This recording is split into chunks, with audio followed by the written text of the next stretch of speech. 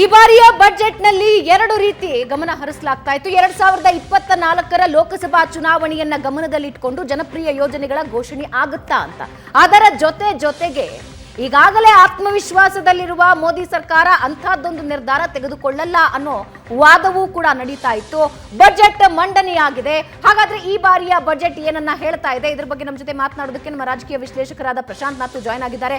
ಪ್ರಶಾಂತ್, ಬೆಳಗ್ಗೆಯಿಂದಲೂ ಕೂಡ ನಾವು ಚರ್ಚೆ ಮಾಡ್ತಾ ಇದ್ವಿ, ಎರಡೂ ಆಂಗಲ್ ನಲ್ಲೂ ಕೂಡ ಚರ್ಚೆ ಮಾಡ್ತಾ ಇದ್ವಿ. ಒಟ್ಟಾರೆ ಬಜೆಟ್ ನೋಡಿದಾಗ ಏನು ಅನ್ನಿಸ್ತಾ ಇದೆ? ಒಂದು ಮಧ್ಯಂತರ ಬಜೆಟ್ ಹೇಗಿರಬೇಕು ಆ ರೀತಿಯಲ್ಲಿ ನಿರ್ಮಲಾ ಸೀತಾರಾಮನ್ ಮಧ್ಯಂತರ ಬಜೆಟನ್ನು ಮಂಡಿಸಿದ್ದಾರೆ. ಚುನಾವಣೆಯ ದೃಷ್ಟಿಯಿಂದ ಒಂದೇನು ಟೆಂಪ್ಟೇಷನ್ ಸರ್ಕಾರಗಳಿಗೆ, ರಾಜಕೀಯ ಪಕ್ಷಗಳಿಗೆ ಇರುತ್ತೆ.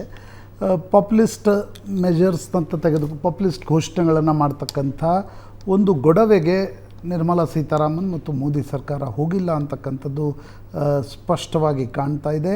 ಯಾವುದೇ ಹೊಸ ಘೋಷಣೆಗಳಿಲ್ಲ. ಆದರೆ ಮುಂದಿನ 4 ತಿಂಗಳ ಕಾಲ ಯಾವ ರೀತಿ ಒಂದು ಲೇಖಾನುದಾನದ ಅನುಮತಿಯನ್ನು ಸಂಸತ್ನಿಂದ ಪಡಿಬೇಕು, ಆ ದೃಷ್ಟಿಯಿಂದ ಆದಾಯ ಏನು, ವೆಚ್ಚ ಏನು ಅಂತಕ್ಕಂಥದ್ದನ್ನು ಬಜೆಟ್ನಲ್ಲಿ ಹೇಳುವ ಪ್ರಯತ್ನವನ್ನು ಮಾಡಲಾಗಿದೆ. ಡೈರೆಕ್ಟ್ ಟ್ಯಾಕ್ಸ್ನಲ್ಲಿ ರೀಸ್ಟ್ರಕ್ಚರಿಂಗ್ ಮಾಡ್ತಾರೆ ಅಂತಕ್ಕಂಥದ್ದನ್ನು ಹೇಳಲಾಗ್ತಾಯಿತ್ತು. ಆದರೆ 7 ಲಕ್ಷದವರೆಗೆ ಯಾವುದೇ ರೀತಿಯಾಗಿರ್ತಕ್ಕಂಥ ಟ್ಯಾಕ್ಸ್ ಇರಲ್ಲ ಅಂತಕ್ಕಂಥದ್ದನ್ನು ನಿರ್ಮಲಾ ಸೀತಾರಾಮನ್ ಸ್ಪಷ್ಟಪಡಿಸಿದ್ದಾರೆ. ಕಳೆದ ಬಾರಿಯ ಬಜೆಟ್ನಂತೆ ಕೆಪೆಕ್ಸ್ಗೆ ಅಂದರೆ ಇನ್ಫ್ರಾಸ್ಟ್ರಕ್ಚರ್ ಡೆವಲಪ್ಮೆಂಟ್ ದೃಷ್ಟಿಯಿಂದ ದೊಡ್ಡ ಮೊತ್ತದ ಹಣವನ್ನು ಮಧ್ಯಂತರ ಬಜೆಟ್ನಲ್ಲೂ ಕೂಡ ಮೀಸಲಾಗಿರಿಸಲಾಗಿದೆ. ಹೊಸ ರಸ್ತೆಗಳು, ರೈಲ್ವೆ ಮಾರ್ಗಗಳು, ರೈಲ್ವೆ ಕಾರಿಡಾರ್ಗಳು, ವಿಮಾನ ನಿಲ್ದಾಣಗಳು. ಯಾಕಂದರೆ ಸರಿಸುಮಾರು 8-9 ವರ್ಷಗಳಲ್ಲಿ ಹೆಚ್ಚು ಕಡಿಮೆ 100ರಿಂದ 120 ಹೊಸ ವಿಮಾನ ನಿಲ್ದಾಣಗಳು ಭಾರತದಲ್ಲಿ ತಯಾರಾಗಿವೆ. 49 ಇತ್ತು, ಈಗ 179ಕ್ಕೆ ವಿಮಾನ ನಿಲ್ದಾಣಗಳು ಬಂದಿವೆ. ಆ ದೃಷ್ಟಿಯಿಂದ ಇನ್ಫ್ರಾಸ್ಟ್ರಕ್ಚರ್ ಡೆವಲಪ್ಮೆಂಟ್ಗೆ ಹೆಚ್ಚು ಒತ್ತು ಕೊಡಲಾಗಿದೆ. ನಿರ್ಮಲಾ ಸೀತಾರಾಮನ್ ಬಜೆಟ್ ಭಾಷಣದಲ್ಲಿ ಹೇಳಿದರು, ಮುಂದಿನ 3-4 ತಿಂಗಳಲ್ಲಿ ದೊಡ್ಡ ಪ್ರಮಾಣದಲ್ಲಿ ವಿದೇಶಿ ಬಂಡವಾಳ ಹರಿದು ಬರುತ್ತೆ ಅಂತಕ್ಕಂಥದ್ದು. ಆ ಒಂದು ಎಕ್ಸ್ಪೆಕ್ಟೇಷನ್ನ ಜೊತೆಗೆ ಜಾಬ್ ಕ್ರಿಯೇಷನ್ನಲ್ಲೂ ಕೂಡ ಕೆಪೆಕ್ಸ್ನ ಸ್ಪೆಂಡ್ ಅಂದರೆ ಸರ್ಕಾರ ಸ್ಪೆಂಡ್ ಮಾಡೋದ್ರಿಂದ ಜಾಬ್ ಕ್ರಿಯೇಷನ್ ಕೂಡ ದೊಡ್ಡ ಮಟ್ಟದಲ್ಲಿ ಆಗುತ್ತೆ ಅಂತಕ್ಕಂಥದ್ದನ್ನು, ಆ ವಿಶ್ವಾಸವನ್ನು ನಿರ್ಮಲಾ ಸೀತಾರಾಮನ್ ಬಜೆಟ್ ಭಾಷಣದಲ್ಲಿ ವ್ಯಕ್ತಪಡಿಸಿದ್ದಾರೆ. ಈ ಒಂದು ಟ್ಯಾಕ್ಸ್ ಸ್ಟ್ರಕ್ಚರ್ ಬಗ್ಗೆ ಅನೇಕರಿಗೆ ಪ್ರತಿ ಬಜೆಟ್ನಲ್ಲೂ ಇರ್ತವೆ. ಜನಸಾಮಾನ್ಯರಿಗೆ ಏನು ಅಂತಕ್ಕಂಥ ಒಂದು ನಿರೀಕ್ಷೆ ಇರುತ್ತೆ. ಆದರೆ ದೊಡ್ಡ ಮಟ್ಟದಲ್ಲಿ ಯಾವುದೇ ರೀತಿಯಾಗಿರ್ತಕ್ಕಂಥ ಬದಲಾವಣೆ ಇಲ್ಲ. ಆದರೆ ಹಳೆಯ ಟ್ಯಾಕ್ಸ್ನಿಂದ ಮತ್ತು ಈಗ ಅವು technical points, I think chartered accountants ಅವರು ಎಕ್ಸ್ಪರ್ಟ್ಸ್ಗಳು can explain it in better way. ಆದರೆ ನಿಶ್ಚಿತವಾಗಿ ಇನ್ಫ್ರಾಸ್ಟ್ರಕ್ಚರ್ಗೆ ಒತ್ತು ಕೊಡತಕ್ಕಂಥ ಒಂದು ಮಧ್ಯಂತರ ಬಜೆಟನ್ನು ನಿರ್ಮಲಾ ಸೀತಾರಾಮನ್ ಮತ್ತೊಮ್ಮೆ ಮಂಡಿಸಿದ್ದಾರೆ. ಮೋದಿ ಸರ್ಕಾರದ ಮುಖ್ಯ ಗುರಿ ಇರೋದೇ ಇನ್ಫ್ರಾಸ್ಟ್ರಕ್ಚರ್ನ ಬೆಳವಣಿಗೆ, ಅದರ ಅಭಿವೃದ್ಧಿ. ಆ ಮೂಲಕ ಇತರ ಅಭಿವೃದ್ಧಿಗಳಿಗೆ ಅದು ಪೂರಕ ಆಗುತ್ತೆ ಅಂತ. ಸೊ ಪ್ರತಿ ಬಾರಿಯ ಬಜೆಟ್ನಲ್ಲೂ ಕೂಡ ಮೂಲಭೂತ ಸೌಕರ್ಯಗಳನ್ನು ಯಾವ ರೀತಿ ಅಭಿವೃದ್ಧಿ ಮಾಡಬೇಕು ಅನ್ನೋದ್ರ ಬಗ್ಗೆ ಗಮನ ಹರಿಸ್ತಿದ್ದಾರೆ. ಈಗಾಗಲೇ ನಾವು ಬಹಳಷ್ಟು ಉದಾಹರಣೆಗಳನ್ನ ಕೊಟ್ವಿ. ಕಳೆದ ಕೆಲವು ವರ್ಷಗಳಲ್ಲಿ ಮೋದಿ ಸರ್ಕಾರ ತೆಗೆದುಕೊಂಡಿರೋ ಕ್ರಮಗಳು ಮೂಲಭೂತ ಸೌಕರ್ಯಕ್ಕೆ ಯಾವ ರೀತಿ ಅಭಿವೃದ್ಧಿಗೆ ಪೂರಕ ಆಗಿದೆ? ನೋಡಿ ಭವನ, ಈಗ 2ನೇ ಮಹಾಯುದ್ಧದ ಕಾಲದಿಂದಲೂ ಕೂಡ ಹೇಳ್ತಾರೆ, ಹಿಟ್ಲರ್ ಆಟೋಬಾನನ್ನು ಯಾಕೆ ನಿರ್ಮಾಣ ಮಾಡಿದ ಅಂದರೆ ಜರ್ಮನ್ ಎಕಾನಮಿಯನ್ನು ಬೆಳೆಸಬೇಕು ಅನ್ನುವ ದೃಷ್ಟಿಯಿಂದ. ಇಂಗ್ಲೆಂಡ್ ಮತ್ತು ಫ್ರಾನ್ಸ್ಗಳು ವಿರೋಧವಾಗಿದ್ದು. ಅದೇ ರೀತಿ ನೋಡಿ, ಯಾವುದೇ ಕನ್ಸಂಪ್ಷನ್ ಕಡಿಮೆ ಆದಾಗ ನೀವು ಸರ್ಕಾರ ತನ್ನ ಬಳಿ ಇರತಕ್ಕಂಥ ಹಣವನ್ನು ಬಳಸಬೇಕು. ಆದರೆ ಅದು ಪ್ರೊಡಕ್ಟಿವ್ ವೇದಲ್ಲಿ, ಅಂದರೆ ಅಭಿವೃದ್ಧಿಯ ಚಕ್ರವನ್ನು ತಿರುಗಿಸ್ಲಿಕ್ಕೆ ಆ ಹಣವನ್ನು ಬಳಸಬೇಕು ಅಂತಕ್ಕಂಥದ್ದನ್ನು ಆರ್ಥಿಕ ತಜ್ಞರು ಹೇಳ್ತಾರೆ. ನೀವು ಸರ್ಕಾರ 100 ರೂಪಾಯಿ ಸ್ಪೆಂಡ್ ಮಾಡಿದರೆ, ನೀವು ಈಗ ಇನ್ಫ್ರಾಸ್ಟ್ರಕ್ಚರ್ಗೆ ಸರ್ಕಾರ 100 ರೂಪಾಯಿ ಸ್ಪೆಂಡ್ ಮಾಡಿದರೆ 250 ರೂಪಾಯಿದಷ್ಟು ಹಣ ಆರ್ಥಿಕತೆಗೆ ಬರುತ್ತೆ ಅನ್ನುವ ಅಂದಾಜು ಇನ್ಫ್ರಾಸ್ಟ್ರಕ್ಚರ್ ಡೆವಲಪ್ಮೆಂಟಲ್ಲಿರುತ್ತೆ. ಉಳಿದ ಕಡೆ ನೀವು ಹಣ ಸ್ಪೆಂಡ್ ಮಾಡಿದರೆ 100 ರೂಪಾಯಿ ಸ್ಪೆಂಡ್ ಮಾಡಿದರೆ ಆರ್ಥಿಕ ಚಕ್ರಕ್ಕೆ 90-95 ರೂಪಾಯಿವರೆಗೂ ಕೂಡ ಸಿಗಲ್ಲ. ಅಂದರೆ ನಿಮ್ಗೆ ನಷ್ಟ ಆಗುತ್ತೆ. ಆ ಕಾರಣದಿಂದ ನೀವೊಂದು ರೀತಿ ವಿದೇಶಿ ಬಂಡವಾಳ ಕಡಿಮೆ ಆಗಿದೆ. ರೆಪೋ ರೇಟ್ ಜಾಸ್ತಿ ಆದಾಗ, ಅಲ್ಲೇ ದುಡ್ಡು ಸಿಗ್ತಾ ಇದ್ದಾಗ ವಿದೇಶಿ ಬಂಡವಾಳ ಹೂಡಿಕೆದಾರರು ಇಲ್ಲೇ ಯಾಕೆ ಬರ್ತಾರೆ? ಆ ದೃಷ್ಟಿಯಿಂದ ಕಳೆದ 3-4 ವರ್ಷಗಳಲ್ಲೇನು ಗಣನೀಯವಾಗಿರ್ತಕ್ಕಂಥ ಬದಲಾವಣೆ ಗೌರ್ಮೆಂಟ್ ಸ್ಪೆಂಡಿಂಗಲ್ಲಾಗಿದೆ. ಅದರ ಲಾಭ ಕನೆಕ್ಟಿವಿಟಿ ದೃಷ್ಟಿಯಿಂದ ಈಗ ನಾವು ನೋಡ್ತಾ ಇದ್ದೀವಿ. ಅಂದರೆ ನೋಡಿ, ಬರೀ ನೀವು ನಂಬರ್ ಜಗ್ಲರಿಯಲ್ಲಿ ಬೇಡ, ಈಗ ಕನೆಕ್ಟಿವಿಟಿ ದೃಷ್ಟಿಯಿಂದ ನಾವು ನೋಡ್ತಾ ಇದ್ದೀವಿ. ಇಲ್ಲಿಂದ ನಾವು ರಸ್ತೆ ಮಾರ್ಗದ ಮೂಲಕವಾಗಿ ಕೇರಳಕ್ಕೆ ಹೋಗಬೇಕು, ತಮಿಳುನಾಡಿಗೆ ಹೋಗಬೇಕು, ಆಂಧ್ರ ಪ್ರದೇಶಕ್ಕೆ ಹೋಗಬೇಕು, ಮಹಾರಾಷ್ಟ್ರಕ್ಕೆ ಹೋಗಬೇಕು, ಎಷ್ಟೊತ್ತು ಹಿಡಿತಾ ಇತ್ತು. ಇವತ್ತು ನೀವು ದೇಶದ ಯಾವುದೇ ಭಾಗಗಳಲ್ಲಿ ನೋಡಿದಾಗ ರಾಷ್ಟ್ರೀಯ ಹೆದ್ದಾರಿಯ ಜಾಲ ಕಳೆದ 10 ವರ್ಷಗಳಲ್ಲಿ ದೊಡ್ಡ ಪ್ರಮಾಣದಲ್ಲಿ ಬಲಗೊಂಡಿದೆ. ಕನೆಕ್ಟಿವಿಟಿ ಜಾಸ್ತಿ ಆದಾಗ ನಿಮಗೆ ವ್ಯಾಪಾರ ಕೂಡ ನಿಶ್ಚಿತವಾಗಿ ಜಾಸ್ತಿ ಆಗುತ್ತೆ, ಉದ್ಯೋಗಗಳು ಕೂಡ ಸೃಷ್ಟಿಯಾಗ್ತವೆ. ಸರ್ಕಾರ ಸ್ಪೆಂಡ್ ಮಾಡ್ತಾ ಇದೆ ಅಂದಾಗ ಅದೇನು 10 ಲಕ್ಷ ಕೋಟಿಯಷ್ಟು ಹಣ ಎಲ್ಲಿ ಸ್ಪೆಂಡ್ ಮಾಡ್ತಾರೆ? ಸ್ಪೆಂಡ್ ಮಾಡಿದಾಗ ನಿಶ್ಚಿತವಾಗಿ ಉದ್ಯೋಗದ ಸೃಷ್ಟಿ ಕೂಡ ಆಗುತ್ತೆ, ತನ್ಮೂಲಕ ಆರ್ಥಿಕ ಚಕ್ರ ತಿರುಗುತ್ತೆ ಅನ್ನುವ ಅಂದಾಜಿನ ಮೇಲೆ ನರೇಂದ್ರ ಮೋದಿ ಸರ್ಕಾರ ಕಳೆದ 9 ವರ್ಷಗಳಲ್ಲಿ ಇನ್ಫ್ರಾಸ್ಟ್ರಕ್ಚರಲ್ಲಿ ಒಂದು ದೊಡ್ಡ ಬದಲಾವಣೆಯನ್ನು ತಂದಿದೆ. ಅದು ಸ್ಪಷ್ಟವಾಗಿ ಕಣ್ಣಿಗೆ ಕಾಣ್ತಾ ಇದೆ. ರೈಲ್ವೆ ಜಾಲ ಇರ್ಬೋದು, ರೈಟ್, ಹೊಸ ರೈಲ್ವೆ ಸ್ಪೀಡ್ ರೈಲ್ವೆಗಳಿರಬಹುದು, ಬಂದರುಗಳಿರಬಹುದು, ವಿಮಾನ ನಿಲ್ದಾಣಗಳಿರ್ಬೋದು. ನಿಮ್ಮ ಮೊದಲು ವಿಮಾನ ನಿಲ್ದಾಣಗಳು ದೇಶದ ಮಹಾನಗರಗಳಲ್ಲಿ ಬಿಟ್ಟರೆ ಬೇರೆ ಕಡೆ ವಿಮಾನದಿಂದ ಅಡ್ಡಾಡೋದು ಭಾಳ ಕಡಿಮೆ ಇತ್ತು. ಆದರೆ ಈಗ ಶಿವಮೊಗ್ಗ, ನಮ್ಮಲ್ಲೇ ನೋಡಿ, ಶಿವಮೊಗ್ಗ, ಕಲಬುರಗಿ, ಮೈಸೂರು, ಈ ಎಲ್ಲ ವಿಮಾನ ನಿಲ್ದಾಣಗಳು ಕಳೆದ 10 ವರ್ಷಗಳಲ್ಲಿ ಡೆವಲಪ್ ಆಗಿವೆ. ಆ ಕಾರಣದಿಂದ ನನಗನ್ಸುತ್ತೆ ಏನೊಂದು ಸ್ಪೆಂಡಿಂಗ್ ಇದೆ, ಈ ಆರ್ಥಿಕ ಚಕ್ರ ತಿರುಗಬೇಕು. ಆದರೆ ಅದರ ಜೊತೆಗೆ ಮ್ಯಾನುಫ್ಯಾಕ್ಚರಿಂಗ್ ದೃಷ್ಟಿಯಿಂದ ಏನು ಮುಂದೆ ಆಗತ್ತೆ ಅಂತಕ್ಕಂಥದ್ದನ್ನು ಕೂಡ ನೋಡಬೇಕಾಗತ್ತೆ. MSME ಸೆಕ್ಟರ್ಗೂ ಕೂಡ ಒಂದಿಷ್ಟು ಹಣವನ್ನು ಕೊಡ್ತಕ್ಕಂಥ ಒಂದು ಪ್ರಯತ್ನ ಮಾಡಲಾಗಿದೆ. ಬಟ್ ಬರೀ ಹಣ ಕೊಟ್ಟರೆ ಸಾಲದು, ಬ್ಯಾಂಕ್ನವರು ಅದನ್ನು ಉದ್ಯಮಪತಿಗಳಿಗೆ ಕೊಡುವ ರೀತಿಯಲ್ಲಿ ಏನಾಗಬೇಕು, ರೈಟ್, ಅಂದರೆ ಈಸ್ ಆಫ್ ಡೂಯಿಂಗ್ ಬಿಸ್ನೆಸ್. ಭಾರತದಲ್ಲಿ ದೊಡ್ಡ ಸಮಸ್ಯೆ ಇರತಕ್ಕಂಥದ್ದು ಸರ್ಕಾರಗಳು ಹಣ ಕೊಡ್ತವೆ, ಬ್ಯಾಂಕ್ಗಳು ಕೊಡೋದಕ್ಕಿಂತ ಈಸ್ ಆಫ್ ಡೂಯಿಂಗ್ ಬಿಸ್ನೆಸ್. ಎಲ್ಲ ಕಡೆ ನಿಮಗೊಂದು ರೆಡ್ ಟೇಪ್ ಇದೆ, ಎಲ್ಲ ಕಡೆಗೂ ಕೂಡ ಭ್ರಷ್ಟಾಚಾರ ಇದೆ, ಹಣವನ್ನು ಕೊಡಬೇಕಾಗತ್ತೆ. ನಂತರ ಕಾರ್ಖಾನೆ, ಹೀಗಾಗಿ ಯಾಕೆ ವಿದೇಶಿ ಹೂಡಿಕೆದಾರರು, ನಿಮ್ಗೆ ನೋಡಿ, ಸಾಫ್ಟ್ವೇರ್ ಕ್ಷೇತ್ರದಲ್ಲಿ ನಿಮ್ಗೆ ದೊಡ್ಡ ಮಟ್ಟದ ರಫ್ತಾಗತ್ತೆ. ಮ್ಯಾನುಫ್ಯಾಕ್ಚರಿಂಗಲ್ಲಿ ಯಾಕಾಗಲ್ಲ ಅಂದರೆ ಅಷ್ಟು ದುಡ್ಡು ಹಾಕಿ ಅಂದರೆ ಸ್ಥಳೀಯವಾಗಿ ಭ್ರಷ್ಟಾಚಾರ ಒಂದು ದುಡ್ಡನ್ನು ಕೊಟ್ಟು ಕಾರ್ಖಾನೆ ಹಾಕುವವರಿಗೆ ಸುಸ್ತಾಗಿರ್ತಾನೆ, ಆತ ರಫ್ತು ಮಾಡುವವರಿಗೆ ಅಂದರೆ ನಿಮಗೆ ಪ್ರಾಫಿಟ್ ಮಾರ್ಜಿನ್ ಇಲ್ಲದೆ ಯಾರು ವಿದೇಶಿ ಬಂಡವಾಳ ಹೂಡಿಕೆದಾರರು ಬರ್ತಾರೆ. ಆ ದೃಷ್ಟಿಯಿಂದ ನನಗನ್ಸುತ್ತೆ ಸರ್ಕಾರ ಹಣ ಕೊಡುವುದಷ್ಟೇ ಅಲ್ಲ, ಈಸ್ ಆಫ್ ಡೂಯಿಂಗ್ ಬಿಸ್ನೆಸ್, ಸಣ್ಣ ಮತ್ತು ಮಧ್ಯಮ ಉದ್ಯಮಗಳಲ್ಲೂ ಕೂಡ ಆ ಒಂದು ಪ್ರಯತ್ನ ಕೇಂದ್ರ ಮತ್ತು ರಾಜ್ಯ ಸರ್ಕಾರಗಳು ಜೊತೆಗೆ ಮಾಡಬೇಕಾಗುತ್ತೆ. ಇದರ ಜೊತೆಗೆ ರೈತ ವರ್ಗಕ್ಕೆ ಏನು ಸಿಗುತ್ತೆ ಅನ್ನೋ ನಿರೀಕ್ಷೆ ಇತ್ತು. ನೋಡಿ, ನಿಶ್ಚಿತವಾಗಿ ಇಡೀ ನರೇಂದ್ರ ಮೋದಿ ಸರ್ಕಾರದಲ್ಲಿ ಅತಿ ಹೆಚ್ಚು ವಲ್ನರೇಬಲ್ ಏರಿಯಾ ಯಾವುದಾದ್ರೂ ಇದ್ದರೆ ಅದು ಕೃಷಿ ಕ್ಷೇತ್ರ. ಯಾಕಂದರೆ ಅದು ಭಾರತದಲ್ಲಷ್ಟೇ ಅಲ್ಲ, ಇಡೀ ವಿಶ್ವದಲ್ಲಿ ಆಧುನಿಕ ಒಂದು ಅಂದರೆ ಈ ಯುರೋಪಿಯನ್ ಕಂಟ್ರೀಸ್ಗಳಲ್ಲಿ ವ್ಯಾಪಾರದೇನೊಂದು ಕ್ರಾಂತಿ ಆಯಿತು, ಔದ್ಯೋಗಿಕ ಕ್ರಾಂತಿ ಆಯಿತು. ತದನಂತರದ ದಿನಗಳಲ್ಲಿ ಕೃಷಿ ಕ್ಷೇತ್ರ ಒಂದು ಡಿಸ್ಟ್ರೆಸ್ನಲ್ಲಿದೆ. ರೈಟ್, ಭಾರತದಲ್ಲೂ ಕೂಡ ಮೊದಲು ನಾವು ಕೃಷಿ ಪ್ರಧಾನ ದೇಶ ಅಂತ ಹೇಳ್ತಾ ಇದ್ವಿ, ಬಟ್ ಕೃಷಿಯಿಂದ GDPಗಿರ್ತಕ್ಕಂಥ ಒಂದು ಪಾರ್ಟಿಸಿಪೇಷನ್ಗೂ ಔದ್ಯೋಗಿಕವಾಗಿ ದೃಷ್ಟಿಯಿಂದ ನೋಡುವ ಕಾಂಟ್ರಿಬ್ಯೂಷನ್ಗೂ ವ್ಯತ್ಯಾಸ ಇದೆ. ಆ ಕಾರಣದಿಂದ ಕೃಷಿ ಕ್ಷೇತ್ರ ಒಂದು ಡಿಸ್ಟ್ರೆಸ್ನಲ್ಲಿದೆ. ಸರ್ಕಾರ ಇದಕ್ಕೆ ಒಂದು ಲಾಂಗ್ ಟರ್ಮ್ ಪ್ಲ್ಯಾನನ್ನು ಮಾಡಬೇಕಾಗತ್ತೆ. ಒಂದು ಬಜೆಟ್ನಿಂದ ಇದೆಲ್ಲವೂ ಸಾಧ್ಯ ಆಗುತ್ತೆ ಅಂತಕ್ಕಂಥದ್ದಿಲ್ಲ. ಕೃಷಿ ಕ್ಷೇತ್ರ ಅದರಲ್ಲಿ ನಿಮಗೆ ಅಂದರೆ ಅದರ ಜೊತೆ ನಾನಾ ಹಂತಗಳು ಬರ್ತವೆ. ನೀವು ಕೃಷಿ ಕ್ಷೇತ್ರ ಸದೃಢವಾದಾಗ ಮಹಾನಗರಗಳ ಮೇಲಿನ ಒತ್ತಡ ಕಡಿಮೆ ಆಗುತ್ತೆ, decentralisation of job and economy ಕೂಡ ಸಾಧ್ಯ ಆಗುತ್ತೆ. ನಮ್ಮ ಎಕಾನಮಿ ಈಗ ಮಹಾನಗರಗಳ ಸೆಂಟ್ರಿಕ್ ಜಾಸ್ತಿ ಇದೆ, ಆದರೆ ಅದನ್ನು ಡಿಸೆಂಟ್ರಲೈಸ್ ಮಾಡಿದಷ್ಟು ಇನ್ಫ್ರಾಸ್ಟ್ರಕ್ಚರ್ ಡೆವಲಪ್ಮೆಂಟ್ ಕೂಡ ಸಾಧ್ಯ ಆಗುತ್ತೆ, ಜಾಬ್ ಕ್ರಿಯೇಷನ್ ಸಾಧ್ಯ ಆಗುತ್ತೆ, ವೆಲ್ತ್ ಕ್ರಿಯೇಷನ್ ಕೂಡ ಅದರಿಂದ ಸಾಧ್ಯ ಆಗುತ್ತೆ. ಹೀಗಾಗಿ ಅದಕ್ಕೊಂದು ಲಾಂಗ್ ಟರ್ಮ್ ಆಗಿರ್ತಕ್ಕಂಥ ಒಂದು ವ್ಯವಸ್ಥೆಯನ್ನು ಸರ್ಕಾರ ಕೃಷಿ ಕ್ಷೇತ್ರಕ್ಕೆ ಉತ್ತೇಜನವನ್ನು ನೀಡ್ತಾ ಇದೆ. ಆದರೆ ಕೊಡ್ತಾ ಇರ್ತಕ್ಕಂಥದ್ದು ಸಾಕಾಗ್ತಾ ಇಲ್ಲ ಅನ್ನೋದು ಕೃಷಿ ತಜ್ಞರ ಅಭಿಪ್ರಾಯ. ಆ ದೃಷ್ಟಿಯಿಂದ ನನಗನ್ಸುತ್ತೆ ಒಂದು ಲಾಂಗ್ ಟರ್ಮ್ ಅವಶ್ಯಕತೆ ಇದೆ. ಮಧ್ಯಂತರ ಬಜೆಟ್ನಿಂದ ನಾವು ಅದರಲ್ಲಿ ತುಂಬ ನಿರೀಕ್ಷೆ ಮಾಡಲಿಕ್ಕೆ ಸಾಧ್ಯ ಆಗುತ್ತೆ ಅಂತಕ್ಕಂಥದ್ದಿಲ್ಲ. ಆದರೆ ನರೇಂದ್ರ ಮೋದಿ ಸರ್ಕಾರ ತನ್ನ ಮಾತಿಗೆ ತಕ್ಕಂತೆ ನಾವು ಕಳೆದ 2-3 ವರ್ಷಗಳಲ್ಲಿ ಏನು ನೋಡ್ತಾ ಇದ್ದೀವಿ ಭಾವನ, ಗ್ಯಾರಂಟಿಗಳನ್ನು ಕೊಟ್ಟು ಜನರನ್ನು ಸೆಳೀತಕ್ಕಂಥದ್ದು. ಅಂದರೆ ನಿಮ್ಮ ಆದಾಯ ಏನಿದೆ ಅದನ್ನು ಜನರಿಗೆ ನೇರವಾಗಿ ಯಾವುದೇ ಪ್ರೊಡಕ್ಟಿವ್ ಲಾಭ ಇಲ್ಲದೆ ಕೊಡೋದು ಅನ್ನೋದೇ ಗ್ಯಾರಂಟಿ ಅಲ್ವಾ. ಅಂದರೆ ಈಗ ನೀವು ನರೇಗಾ ಯೋಜನೆ ಅಡಿಯಲ್ಲಿ ಹಳ್ಳಿಗೆ ಉಪಯೋಗವಾಗಬಹುದಾಗಿರ್ತಕ್ಕಂಥ ಕೆಲಸಗಳಿಗೆ ಹಣವನ್ನು ತೊಡಗಿಸಿದರೆ ಅದಕ್ಕೊಂದು ಉತ್ಪಾದಕತೆ ಬರುತ್ತೆ, ಅದಕ್ಕೊಂದು ಆರ್ಥಿಕತೆ ಬರುತ್ತೆ. ನೀವು ಅನುತ್ಪಾದಕ ಚಟುವಟಿಕೆಗಳಲ್ಲಿ ಆ ಒಂದು ಹಣವನ್ನು ಹಾಕಿದರೆ ಎಕಾನಮಿಗೆ ಏನೂ ಹರಿದು ಬರಲ್ಲ. ಆ ಕಾರಣದಿಂದ ನನಗನ್ಸುತ್ತೆ ನರೇಂದ್ರ ಮೋದಿ ಸರ್ಕಾರ ಯಾವುದೇ ರೀತಿಯಾಗಿರ್ತಕ್ಕಂಥ ಗ್ಯಾರಂಟಿಗಳ ಆಮಿಷದ ಅಥವಾ ಟೆಂಪ್ಟೇಷನ್ಗೆ ಈಡಾಗಿಲ್ಲ. That is a good point as far as economy is concern. But whether it is good politics or not, I think elections will tell. ಅಲ್ಲ, ಅದೇ ನನ್ನ ಪ್ರಶ್ನೆ ಅದೇ ಆಗಿದೆ. ರಾಜಕೀಯವಾಗಿ ನೋಡೋದಾದ್ರೆ 2024 ಎಲೆಕ್ಷನ್ ಇನ್ನೇನು 2 ತಿಂಗಳಿದೆ. ಜೊತೆಗೆ ವಿರೋಧ ಪಕ್ಷಗಳು ಕೂಡ ಈ ಬಾರಿ ಶತಾಯಗತಾಯ ಪ್ರಯತ್ನ ಮಾಡ್ತಾ ಇವೆ. ಒಂದು ನಿರೀಕ್ಷೆ ಇತ್ತು, ಏನಾದರೂ ಒಂದು ಗ್ಯಾರಂಟಿ ಯೋಜನೆ, ಜನಪ್ರಿಯ ಯೋಜನೆ ಘೋಷಣೆ ಮೂಲಕ ಓಲೈಸ್ಕೊಳ್ಳೋ ಪ್ರಯತ್ನ ಆಗುತ್ತಾ ಅಂತ.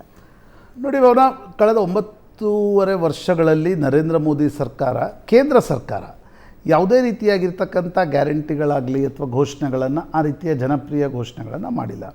ಈಗ ಕಿಸಾನ್ ಸಮ್ಮಾನ್ ಯೋಜನೆಯನ್ನು ಒಂದು ಜನಪ್ರಿಯ ಘೋಷಣೆ ಅಂತ ಕರಿಬಹುದಾದರೂ ಕೂಡ ಅದರಲ್ಲಿ ನೇರವಾಗಿ ರೈತರಿಗೆ ಹಣ ಪಾವತಿಯಾಗತ್ತೆ. ಯಾವ ಸಂದರ್ಭದಲ್ಲಿ ಪಾವತಿ ಆಗುತ್ತಂದರೆ, ಆತನ ಬೆಳೆಯನ್ನು ಬೆಳೆಯುವ ಸಮಯ ಏನು ಶುರು ಆಗುತ್ತೆ, ಆತನ ಕೃಷಿ ಬೀಜಗಳನ್ನು ಕೊಳ್ಳಲಿಕ್ಕೆ ಆತನ ಇನ್ವೆಸ್ಟ್ಮೆಂಟ್ ದೃಷ್ಟಿಯಿಂದ ಕೃಷಿ ಸಮ್ಮಾನ್ ಯೋಜನೆಯನ್ನು ಜಾರಿಗೆ ತರಲಾಯಿತು. ಅದನ್ನು ಹೆಚ್ಚಳ ಮಾಡಬೇಕು ಅಂತಕ್ಕಂಥ ಒತ್ತಡವೂ ಕೂಡ ಇದೆ. ಅದು ಬಿಟ್ಟು ಉಳಿದ ಸಂದರ್ಭದಲ್ಲಿ ಈಗ ಮಧ್ಯಪ್ರದೇಶ ಸರ್ಕಾರದಲ್ಲಿದ್ದಂತೆ ಕರ್ನಾಟಕದಲ್ಲಂತೂ ಅದರ ಒಂದು ಅತಿರೇಕದ ಆಯಾಮವನ್ನು ನಾವು ನೋಡ್ತಾ ಇದ್ದೀವಿ. ಎಲ್ಲ ಹಣವನ್ನು ಕೂಡ ಗ್ಯಾರಂಟಿಗಳಲ್ಲೇ ಹಾಕಬೇಕು ಅಂತಕ್ಕಂಥದ್ದು. ಆ ಗೊಡವೆಗೆ ನರೇಂದ್ರ ಮೋದಿ ಸರ್ಕಾರ ಹೋಗಿಲ್ಲ. ರಾಜ್ಯ ವಿಧಾನಸಭಾ ನನಗನ್ಸುತ್ತೆ ನರೇಂದ್ರ ಮೋದಿ ಮತ್ತು ಬಿ ಜೆ ಪಿಗೆ ಅನಿಸ್ತಾ ಇರತಕ್ಕಂಥದ್ದು, ರಾಮ ಮಂದಿರದ ವಿಚಾರ ಇರ್ಬೋದು, ಒಂದು feel good factor about Narendra Modi ಇರ್ಬೋದು, ನರೇಂದ್ರ ಮೋದಿಯ ಪಾಪ್ಯುಲಾರಿಟಿ ಇರ್ಬೋದು, ಅವಿರ್ತಕ್ಕಂಥ ಸಂದರ್ಭದಲ್ಲಿ ಒಂದು ವೇಳೆ ದಾರಿಯನ್ನು ಬದಲಾಯಿಸಿದರೆ ಯಾವ ಒಂದು ದೊಡ್ಡ ಮಧ್ಯಮ ವರ್ಗ ಬಿ ಜೆ ಪಿಗೆ ಒಂದು ಬೆಂಬಲವನ್ನು ಕೊಡ್ತಾ ಇದೆಯೋ, ಆ ಮಧ್ಯಮ ವರ್ಗ ಸ್ವಲ್ಪ ಬೇಸರಗೊಳ್ಳತಕ್ಕಂಥ ಸಾಧ್ಯತೆಗಳು ಕೂಡ ಬಿ ಜೆ ಪಿಯ ಮೇಲೆ ಇರ್ತವೆ. ಅಂದರೆ ನೀವು ಒಂದು ರೀತಿಯಾಗಿರ್ತಕ್ಕಂಥ ಸಂದರ್ಭದಲ್ಲಿ ಇಲ್ಲ 9.5 ವರ್ಷಗಳ ಕಾಲ ನಾವು ಜನಪ್ರಿಯ ಘೋಷಣೆಗಳನ್ನು ಘೋಷಿಸಲ್ಲ ಅಂತಕ್ಕಂಥದ್ದು, ಸಾಲ ಮನ್ನಾ ನಾವು ಮಾಡಲ್ಲ, ಬೇರೆ ಯಾವುದನ್ನು ಮಾಡಲ್ಲ ಅಂತ ಹೇಳಿದಾಗ ಕೊನೆಗಿಲ್ಲ ಇಲೆಕ್ಷನ್ ಸಂದರ್ಭದಲ್ಲಿ ನಾವೇನಾದರೂ ಮಾಡ್ತೀವಿ ಅಂದಾಗ that may be counter productive also. ಯಾಕೆ ನನಗನ್ಸುತ್ತೆ ಭಾರತೀಯ ಜನತಾ ಪಾರ್ಟಿಯ ಮೋದಿ ಸರ್ಕಾರ ಯಾವುದೇ ರೀತಿಯಾಗಿರ್ತಕ್ಕಂಥ ಜನಪ್ರಿಯ ಘೋಷಣೆಗಳನ್ನು ಘೋಷಿಸುವ ಗೊಡವೆಗೆ ಹೋಗಿಲ್ಲ. That's good. ಅನೇಕ ಬಾರಿ ಹೇಳಲಾಗುತ್ತೆ Bhavana, good politics is bad economics, good economics is bad politics. ಪ್ರಾಯಶಃ ನರೇಂದ್ರ ಮೋದಿ ಸರ್ಕಾರ ಆ ರೀತಿಯ ಘೋಷಣೆಗಳನ್ನು ಮಾಡಿಲ್ಲ. ಬಟ್ ನನಗನ್ಸುತ್ತೆ ಇವತ್ತಿನ ಪೊಲಿಟಿಕಲ್ ಅಟ್ಮಾಸ್ಫಿಯರ್ ನೋಡಿದಾಗ ಆ ರೀತಿಯ ಅವಶ್ಯಕತೆ ಕೂಡ ನರೇಂದ್ರ ಮೋದಿ ಸರ್ಕಾರಕ್ಕೆ ಇದ್ದಂತಿಲ್ಲ. ಓಕೆ, ಸೊ ಇನ್ನೊಂದು ಗಮನ ಹರಿಸಬೇಕಾದ ಕ್ಷೇತ್ರ ಅಂದರೆ ಮಹಿಳೆಯರಿಗೆ ಏನು ಸಿಗುತ್ತೆ ಈ ಬಾರಿಯ ಬಜೆಟ್ನಲ್ಲಿ ಅನ್ನೋ ನಿರೀಕ್ಷೆ ಇತ್ತು. ಈಗಷ್ಟೇ ಬಜೆಟ್ ಬಂದಿದೆ Bhavana. Right, we have to go through the budget speech and copy. ಯಾಕಂದರೆ ಮೇಲ್ನೋಟಕ್ಕೆ ನಾವು ಹೇಳೋದಕ್ಕಿಂತ ಡಿಟೇಲ್ ಆಗಿ ವಿ ಶುಡ್ ಟೆಲ್ ಮಹಿಳೆಯರಿಗೆ ಅನೇಕ ಘೋಷಣೆಗಳನ್ನು ಕೂಡ ಈಗ ನಿರ್ಮಲಾ ಸೀತಾರಾಮನ್ ಮಾಡಿ ಉದ್ಯಮಿಗಳಿಗೆ ಅದರ ಡಿಟೇಲ್ಸ್ ಬಂದ ನಂತರ we can speak in better way. Over all ಬಜೆಟ್ನ ಹೈಲೈಟ್ಸ್ ನೋಡಿದಾಗ ಪ್ರಶಾಂತ್, ಇದು ನಿರೀಕ್ಷಿತಾನ ಅಂದರೆ ನೋಡಿ, ನಿಮಗೆ ಇಂಟ್ರಿಮ್ ಬಜೆಟಲ್ಲಿ ಘೋಷಣೆಗಳನ್ನು ಯಾವುದೇ ಸರ್ಕಾರ ಮಾಡಲ್ಲ. ಯಾಕಂದರೆ ಚುನಾವಣೆಗಳಿರ್ತವೆ. ಚುನಾವಣೆಗಳ ಸಂದರ್ಭದಲ್ಲಿ ನೀವು ಈಗ ವಿಧಾನಸಭೆಯಲ್ಲಿ ರಾಜ್ಯದಲ್ಲೇ ಅನೇಕ ಬಾರಿ ಇದನ್ನು ಮಾಡಲಾಗತ್ತೆ. ನಮ್ಮಲ್ಲೇ ಬಸವರಾಜ ಬೊಮ್ಮಾಯಿಯವರು ಎಷ್ಟೋ ಹೊತ್ತಿನ ಸ್ಪೀಚ್ ಮಾಡಿದರು, ಎಲ್ಲ ಕಡೆ ಹಣ ಕೊಟ್ಟರು. ಪೊಲಿಟಿಕಲಿ ವರ್ಕ್ ಆಯ್ತಾ ಅಂತ ನೋಡಿದಾಗ ತುಂಬ ಪೊಲಿಟಿಕಲಿ ವರ್ಕ್ ಆಗಲ್ಲ. ಹೀಗಾಗಿ ಆ ನಿರೀಕ್ಷೆ ಬಜೆಟ್ ಅಂದ ತಕ್ಷಣ ನಾವೇ ಅನೇಕ ಬಾರಿ ನಿರೀಕ್ಷೆಗಳನ್ನು ಜನಸಾಮಾನ್ಯರು ಕೂಡ ಗರಿಗೆ ಧರಿಸು. ಆದರೆ ಇವತ್ತಿನ ಸಂದರ್ಭದಲ್ಲಿ GST ಇದೆ, ಸರ್ಕಾರಗಳಿಗೆ ಬಜೆಟ್ನಲ್ಲೇ ಘೋಷಣೆ ಮಾಡಬೇಕು ಅಂತಕ್ಕಂಥ ಅನಿವಾರ್ಯತೆ ಇರಲ್ಲ. ಬೇರೆ ಬೇರೆ ಸಂದರ್ಭಗಳಲ್ಲೂ ಕೂಡ ಈ ಘೋಷಣೆಗಳು ನಡೀತವೆ. ಬಜೆಟ್ರಿ ಅಲೋಕೇಶನ್ ಬೇರೆ ಬೇರೆ ಇಲಾಖೆಗಳಿಗಿರುತ್ತೆ, ಅದನ್ನು ಕೊಡುವ ಪ್ರಯತ್ನವನ್ನು ಮಾಡಲಾಗುತ್ತೆ. ಒಂದು ಮಧ್ಯಂತರ ಬಜೆಟ್ ಯಾವ ರೀತಿ ಇರಬೇಕೋ ಆ ರೀತಿಯ ಒಂದು ಇಂಟ್ರಿಮ್ ಬಜೆಟನ್ನು ನಿರ್ಮಲಾ ಸೀತಾರಾಮನ್ ಮಂಡಿಸಿದ್ದಾರೆ ಅಂತ ಅನಿಸುತ್ತೆ. ಇದರ ಜೊತೆಗೆ ಸೋಲಾರ್ ಉತ್ಪನ್ನಗಳು ಮತ್ತು ಸೋಲಾರ್ ವಿದ್ಯುತ್ತಿಗೆ ಹೆಚ್ಚಿನ ಪ್ರಾಮುಖ್ಯತೆ ಕೊಡಲಾಗಿದೆ ಈ ಬಾರಿ ಬಜೆಟ್ನಲ್ಲಿ. ಅದರ ಬಗ್ಗೆ ಘೋಷಣೆಗಳನ್ನು ಕೂಡ ಮೊನ್ನೆ ಕೂಡ ಅಯೋಧ್ಯೆಯಿಂದ ದಿಲ್ಲಿಗೆ ಹೋದ್ಮೇಲೆ ಪ್ರಧಾನಮಂತ್ರಿಗಳೊಂದು ಪ್ರೆಸೆಂಟೇಷನನ್ನು ವೀಕ್ಷಿಸಿದ್ರು. ಪ್ರಧಾನಮಂತ್ರಿ ಸೂರ್ಯೋದಯ ಯೋಜನೆಯನ್ನು ಕೂಡ ಘೋಷಿಸ್ತೀವಿ ಅಂತಕ್ಕಂಥದ್ದನ್ನು ಹೇಳಿದರು. ಆ ಪ್ರಕಾರವಾಗಿ ಬಜೆಟ್ನಲ್ಲಿ ಅದರ ಅಲೋಕೇಶನ್ ಮಾಡಲಾಗಿದೆ. ನಿಶ್ಚಿತವಾಗಿ solar energy is a future. Right. ಆ ದೃಷ್ಟಿಯಿಂದ ಕೂಡ ಆ ಒಂದು ಘೋಷಣೆಯನ್ನು ಪ್ರಧಾನಮಂತ್ರಿಗಳು ಘೋಷಿಸಿದ್ದಾರೆ ಅಂತ ಅನ್ಸುತ್ತೆ. ಎಸ್, ಬಜೆಟ್ ಮಂಡನೆಯಾಗಿದೆ. ಬಜೆಟ್ನಲ್ಲಿ ನಿರೀಕ್ಷೆ ಮಾಡಿದ ಹಾಗೆಯೇ ಮಧ್ಯಂತರ ಬಜೆಟ್ ಘೋಷಣೆಯಾಗಿದೆ. ಯಾವುದೇ ಜನಪ್ರಿಯ ಯೋಜನೆಗಳಿಲ್ಲ. ಎಲೆಕ್ಷನ್ 2024 ಎಲೆಕ್ಷನ್, ಲೋಕಸಭಾ ಎಲೆಕ್ಷನ್ ಅನ್ನ ಗಮನದಲ್ಲಿಟ್ಕೊಂಡು ಮೋದಿ ಸರ್ಕಾರ ಜನಪ್ರಿಯ ಘೋಷಣೆಗಳನ್ನ ಮಾಡುತ್ತಾ, ಗ್ಯಾರಂಟಿಗಳ ಘೋಷಣೆ ಆಗುತ್ತಾ, ಉಚಿತಗಳ ಘೋಷಣೆ ಆಗುತ್ತಾ, ಇವೆಲ್ಲ ನಿರೀಕ್ಷೆಗಳು ಕೂಡ ಯಾವುದಕ್ಕೂ ಕೂಡ ಮೋದಿ ಸರ್ಕಾರ ಮಣೆ ಹಾಕಿಲ್ಲ. ಮಧ್ಯಂತರ ಬಜೆಟ್ ಅಷ್ಟಕ್ಕೆ ಸೀಮಿತಗೊಂಡಿದೆ. ಅದರಲ್ಲಿ ಪ್ರಮುಖವಾಗಿ ಮೂಲಭೂತ ಸೌಕರ್ಯಕ್ಕೆ ಹೆಚ್ಚಿನ ಒತ್ತು ನೀಡಲಾಗಿದೆ. ಆದಾಯ ತೆರಿಗೆದಾರರಿಗೆ ಸ್ವಲ್ಪ ಮಟ್ಟಿಗಿನ ರಿಲ್ಯಾಕ್ಸೇಷನ್, 7 ಲಕ್ಷದವರೆಗೆ ಯಾವುದೇ ಟ್ಯಾಕ್ಸ್ ಕಟ್ಟೋ ಹಾಗಿಲ್ಲ. ಇದರ ಜೊತೆಗೆ ಮೂಲಭೂತ ಸೌಕರ್ಯ, ಅದರಲ್ಲೂ ವಿಮಾನಯಾನ, ರೈಲ್ವೆ, ಹೈವೇಗಳ ಅಭಿವೃದ್ಧಿಗೆ ಹೆಚ್ಚಿನ ಒತ್ತು ನೀಡಲಾಗಿದೆ. ಬಿಜೆಪಿಯ ಎಂಎಲ್ಸಿ ಆದ ಡಿಎಸ್ ಅರುಣ್ ಅವರು ನಮ್ಮನ್ನ ಜಾಯ್ನ್ ಆಗಿದ್ದಾರೆ. ಸರ್ ನಮಸ್ಕಾರ, ಕಾರ್ಯಕ್ರಮಕ್ಕೆ ಸ್ವಾಗತ. ಮಧ್ಯಂತರ ಬಜೆಟ್ನಲ್ಲಿ ಒಂದಷ್ಟು ನಿರೀಕ್ಷೆಗಳಿದ್ವು ಸರ್, ಯಾಕಂದ್ರೆ ಚುನಾವಣೆ ಎದುರಿಸಬೇಕಾದ್ರೆ ಯಾವುದೇ ಸರ್ಕಾರ ಒಂದು ಚೂರು ಯೋಚನೆ ಮಾಡುತ್ತೆ, ಒಂದೆರಡು ಪಾಪ್ಯುಲರ್ ಘೋಷಣೆಗಳ ಮೂಲಕ ಎಲೆಕ್ಷನ್ಗೆ ಹೋಗ್ಬಿಡೋಣ ಅನ್ನೋ ನಿರೀಕ್ಷೆ ಇಟ್ಕೊಂಡ್ರೆ ಬೆಳಗ್ಗೆಯಿಂದಲೂ ಕೂಡ ನಾವು ಅದನ್ನೇ ಚರ್ಚೆ ಮಾಡ್ತಾ ಇದ್ವಿ. ಆದ್ರೆ ಹಂಗಿದ್ದೇನೂ ಆಗ್ಲಿಲ್ಲ. ಮೋದಿ ಸರ್ಕಾರ ಯಾವುದೇ ಉಚಿತ ಗ್ಯಾರಂಟಿ ಘೋಷಣೆಗಳನ್ನ ಮಾಡದೆ ಮಧ್ಯಂತರ ಬಜೆಟ್ ಮುಗಿಸಿದೆ. ಟೋಟಲ್ ಹೈಲೈಟ್ಸ್ ಬಗ್ಗೆ ಮಾತಾಡೋದಾದ್ರೆ, ಒಂದು ಎಲ್ಲರೂ ನಿರೀಕ್ಷೆ ಏನಿತ್ತು ಅಂದರೆ ತುಂಬ ಗ್ಯಾರಂಟಿಗಳನ್ನು ಕೊಡೋವಂಥದ್ದು, ಫ್ರೀ ಕೊಡೋವಂಥದ್ದು, ಉಚಿತ, ಈ ಥರದ್ದು ಘೋಷಣೆಗಳನ್ನು ಮಾಡ್ತಾರೆ ಅಂತ ಈ ಬಜೆಟ್ನಲ್ಲಿ. ಚುನಾವಣೆ ಬಜೆಟ್ಟು ಹಾಗಾಗಿ ಮಾಡ್ತಾರೆ ಅಂತ ಒಂದು ರಿಯಾಲಿಟಿಗೆ ಭಾಳ ಹತ್ತಿರದಿಂದ ನೋಡಬೇಕಾಗಿದೆ. ಅಂದರೆ ಅವರು ರಿಯಾಲಿಟಿನ ಮಾಡಿದ್ದಾರೆ. ಒಂದು ಒಂದು ಸರ್ಕಾರ ಇಂಟ್ರೀಮ್ ಬಜೆಟನ್ನು ಮಾಡೋಕ್ಕೆ ಏನೇನು ಅವರಿಗೆ ಅವಕಾಶ ಇದೆ ಅದನ್ನು ಬಿಟ್ಟು ಬೇರೆ ಏನೂ ಮಾಡಿಲ್ಲ. ಒಂದು ಭಾಳ ವಿಶೇಷವಾಗಿ ಕಳೆದ 10 ವರ್ಷಗಳಿಂದನೂ ನಾವು ನೋಡ್ತಾ ಇರೋ ಹಾಗೆ 2014 ಅದರ ನಂತರ ಈ ಕಳೆದ 10 ವರ್ಷಗಳಲ್ಲಿ 9 ಬಜೆಟ್, ಇದು 10ನೇ ಇಂಟ್ರೀಮ್ ಬಜೆಟನ್ನು ನೋಡಬೇಕಾದ್ರೆ ಒಂದು ಆರ್ಥಿಕ ನೀತಿ, ಒಂದು ಅವತ್ತಿನ ಸ್ಥಿತಿ ಏನಿತ್ತು, ಇವತ್ತಿನ ತನಕ ಏನೇನಾಗಿದೆ ಅನ್ನೋವಂಥದ್ದನ್ನು ಭಾಳ ವಿಶೇಷವಾಗಿ ನೋಡಿರೋವಂಥದ್ದು. ಇನ್ನೊಂದು ಅಂತ್ಯೋದಯ, ಈ ದೇಶದ ಕಟ್ಟಕಡೆ ವ್ಯಕ್ತಿಗೆ ನಮ್ಮ ಕೇಂದ್ರ ಸರ್ಕಾರದ ಯೋಜನೆಗಳು ತಲುಪ್ತಾ ಇದೆಯಾ ಅನ್ನೋವಂಥದ್ದನ್ನು ಇದರೊಳಗಡೆ ನೋಡಿರೋದು. ಇನ್ನೊಂದು ಸುರಕ್ಷಿತ ಭಾರತ, ಅಂದರೆ ಭಾರತವನ್ನು ಸುರಕ್ಷಿತವಾಗಿಡಬೇಕು. ಅಂದರೆ ಈ ಮೂರು ನಮಗೆ ಭಾಳ 2014ರಲ್ಲಿ ಇಡೀ ದೇಶ ವಿಚಲಿತ ಆಗುವಂಥ ಸಂದರ್ಭ. ಆರ್ಥಿಕ ನೀತಿಯಲ್ಲಿ ಒಂದು ನಮ್ಗೆ ಭಾಳ ಕೃಷಿಗೆ ಬೇಕಾಗಿರೋವಂಥದ್ದು ಮತ್ತು ವ್ಯಾಪಾರಕ್ಕೆ ಬೇಕಾಗಿರೋವಂಥದ್ದು, ಅದರೊಳಗಡೆ ಈ ಮೂರರಲ್ಲೂ ನಮಗೆ ಇಡೀ ದೇಶದಲ್ಲಿ ಒಂದು ರೀತಿಯಾದಂಥ ಹೆದರಿಕೆ ಮೂಡೋವಂತಹ ಸಂದರ್ಭದಲ್ಲಿ ಈ 9-10 ವರ್ಷಗಳಲ್ಲಿ ಈ ಮೂರು ಆರ್ಥಿಕ ನೀತಿ, ಅಂತ್ಯೋದಯ ಮತ್ತು ಸುರಕ್ಷಿತ ಭಾರತ, ಈ ಮೂರನ್ನು ಭಾಳ ವಿಶೇಷವಾಗಿ ನೋಡಿರೋಂಥದ್ದು. ಮತ್ತು ಇದರೊಳಗಡೆ 4 ಗ್ಯಾನ್ ಅಂತ ಹೇಳ್ತೀವಿ, GYAN. ಈ ಗ್ಯಾನಲ್ಲಿ ಒಂದು ಜಿ ಅಂದರೆ ಗರೀಬ್, ಅಂದರೆ ಈ ದೇಶದಲ್ಲಿ ಇಷ್ಟು ವರ್ಷಗಳ ಕಾಲ ನಾವು ಗರೀಬಿ ಹಟಾವೋ ಈ ಥರದನ್ನೇ ಮಾತಾಡ್ಕೊಂತ ಬಂದಿರೋವಂಥ ದೇಶದಲ್ಲಿ ಇವತ್ತು 4 ಕ್ಷೇತ್ರಗಳನ್ನು ಭಾಳ ವಿಶೇಷವಾಗಿ ನೋಡಿರೋಂಥ. ಒಂದು ಬಡವರ ಬಗ್ಗೆ, ವೈ ಅಂದರೆ ಯುವಕರ ಬಗ್ಗೆ, ಎ ಅಂದರೆ ಅನ್ನದಾತ ಅಂದರೆ ರೈತರ ಬಗ್ಗೆ, ಇನ್ನೊಂದು ನಾರಿ ಶಕ್ತಿ, ಏನಂದರೆ ನಾರಿ ಶಕ್ತಿ. ಈ ಗ್ಯಾನ್ ವಿಶೇಷವಾಗಿ ಗಮನಿಸಿ ಆ 4 ವಿಭಾಗಗಳಿಗೆ ಏನು ಬೇಕಾಗಿರೋವಂಥದ್ದನ್ನು ಇಷ್ಟು ವರ್ಷಗಳನ್ನು ಕೊಡ್ತಾ ಬಂದು ಮತ್ತು ಗ್ಯಾರಂಟಿಗಳು ದೇಶದ ಜನತೆಗೆ ಬೇಕು ಹೇಳೋವಂಥದ್ದನ್ನು ಬಿಟ್ಟು 105 ನಮ್ಮ ಯೋಜನೆಗಳು, ಕೇಂದ್ರ ಸರ್ಕಾರದ 105 ಯೋಜನೆಗಳನ್ನು ನೇರವಾಗಿ ಜನರಿಗೆ ತಲುಪಿಸೋವಂಥ ಶಕ್ತಿ ಕಳೆದ 9-10 ವರ್ಷಗಳಲ್ಲಿ ಬಂದಿರುವಂಥದ್ದು. ಈ ಗ್ಯಾರಂಟಿಗಳು 5 ಗ್ಯಾರಂಟಿ 6 ಗ್ಯಾರಂಟಿ ಅನ್ನೋದಕ್ಕಿಂತ 105 ಗ್ಯಾರಂಟಿಗಳನ್ನು ತಲುಪಿಸಿರೋ ಅಂಥದ್ದು ಇವತ್ತಿನ ಒಟ್ಟು ಚರ್ಚೆಗಳಾಗಬೇಕು ಅನ್ನೋವಂಥದ್ದು. ಮತ್ತು ಕೇಂದ್ರ ಸರ್ಕಾರ ಯಾವ ರೀತಿ ಎಷ್ಟು ಟ್ರಾನ್ಸ್ಪರೆನ್ಸಿ ತಂದಿರೋ ಅಂಥದ್ದು.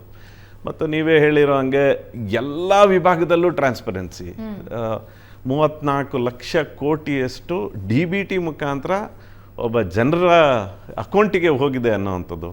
ಮತ್ತು ವಿಶೇಷವಾಗಿ ಮಹಿಳೆಯರಿಗೆ ಇವತ್ತು ಸಿಕ್ಕಿರೋಂಥ ಇವತ್ತು ನಮ್ಮ ಜನ್ಧನ್ ಅಕೌಂಟಲ್ಲಿ 27 ಕೋಟಿ ಮಹಿಳೆಯರ ಬ್ಯಾಂಕ್ ಅಕೌಂಟ್ ಇರೋವಂಥದ್ದು. ಅವರಿಗೆ ಏನೇನು ಸಿಗಬೇಕೋ ಆ ವಿಶೇಷ ಅನುದಾನಗಳನ್ನು ಅವರ ನೇರ ಅಕೌಂಟಿಗೆ ಹೋಗಿರೋವಂಥದ್ದನ್ನು ನೋಡ್ತಾ ಹೋದರೆ, ಮತ್ತು ಎಲ್ಲ ಕ್ಷೇತ್ರದಲ್ಲಿ ಆ ಕ್ಷೇತ್ರ ಈ ಕ್ಷೇತ್ರ ಅಂತ ಅಲ್ಲ, ಒಂದು ಪ್ರವಾಸೋದ್ಯಮಕ್ಕೆ ಇವತ್ತು ನಿಜವಾಗ್ಲೂ ಖುಷಿ ಆಗುತ್ತೆ. ಲಕ್ಷದ್ವೀಪದ